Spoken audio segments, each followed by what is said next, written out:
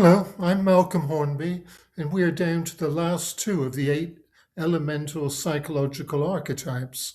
These two are East and Green, and they involve communication. East is the drive to communicate ideas, Green is the drive to communicate feelings. Both East and Green are egoless. Their focus is on other people. They are predisposed to help, and both are sociable and agreeable.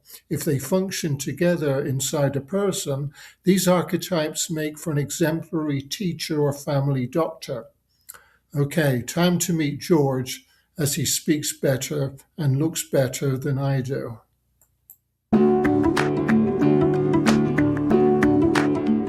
Your words, Malcolm. You used to look better. Now for the East archetype. With East, a person has an impulse to help people in need. It does so by providing ideas if it has them, or by recommending books or other sources of knowledge. Or East may help by naming people to speak to, or by volunteering to act as intermediary. East is talkative, but also a good listener. East is genuinely interested in people's ideas and opinions. As a communicator of ideas, East is a natural instructor and an excellent liaison. No intellectual or imposer, East will seek knowledge from those who have it, and decisions from those with the power to make them. Coordination is the chief role East plays in society. East has an open and friendly disposition and does not tolerate solitude well. Are you East dominant? You are if you derive pleasure from helping others solve their problems, or if you much prefer other people to your own company, or if you consider strangers to be friends in waiting and enjoy mixing and mingling, and if you have a large social network. You may have East hidden in you if you admire people who talk easily to people they don't know, or if you admire competent teachers or tour guides or docents, or if you wish you were more at ease in meetings and other social situations. You are deficient in East if you consider talking to most people a waste of time, or if you think people's problems are their own faults, or theirs to deal with, or if you think the taxes you pay should not be used to educate children of immigrants or provide for their health care. That's it for East, George. Now, how about the Green archetype?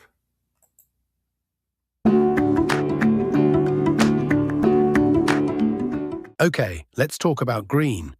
Green naturally senses the emotional states of other people and responds to them. When speaking, a Green type uses words more to express empathy than to communicate information. A Green will use a sympathetic or reassuring tone of voice, will listen and nod agreeably, and will gently touch a person to convey concern. When greeting a baby, say, a Green type will use a high-pitched voice and simple words delivered with a big smile. A friendly dog will get the same treatment. Green is patient and caring, modest and conscientious. Green cannot ignore social discord and finds it deeply upsetting. Green is a large part of your psychological makeup if you agree with most of the following questions. If encountering a friend pushing a pram, would you lean into the pram and speak to her baby in a high-pitched voice using baby talk? Do you pet dogs that approach you with their tails wagging? Do you feel it's only right and proper to care for the elderly and infirm? When charitable organizations solicit donations for malnourished and disfigured children, do you feel a strong urge to donate? Do you feel hurt if you see an animal mistreated? Do you believe there is never a need for people to shout at one another? If you agree with the following, you probably have Green lurking inside you, projecting itself onto others. You admire nurses. You wish you were more patient or more caring of others. Or your conscience bothers you when you ignore a plea for help. You are lacking Green if you agree with these statements. You dislike animals. You try to avoid meeting old or infirm people. You do not understand people who support charities. You think people should be responsible for their own health care. You feel nothing when videos of bombed-out houses and their distressed former occupants are shown on television. You have no compassion for homeless people. Okay, George, we've reached that part of the video where you introduce the main characters that represent East and Green in my novels. Off you go.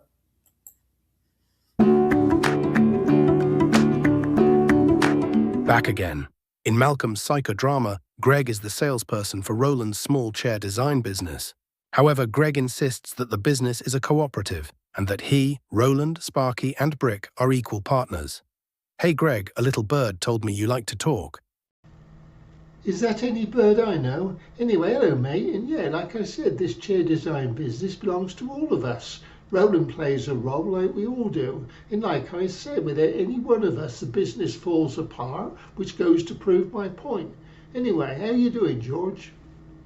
Just fine, Greg, thanks. Now I need to speak to your paramour, Grace.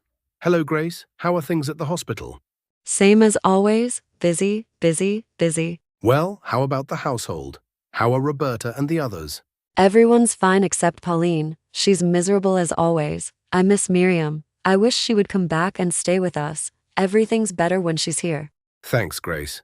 As for Miriam, she's featured in the next video. That's a good segue, George. The next video features Miriam Charo and Michael Ullman, who represent the feminine and masculine integrative archetypes. They are responsible for getting the other archetypal characters to cooperate instead of arguing, as some of the pairings do.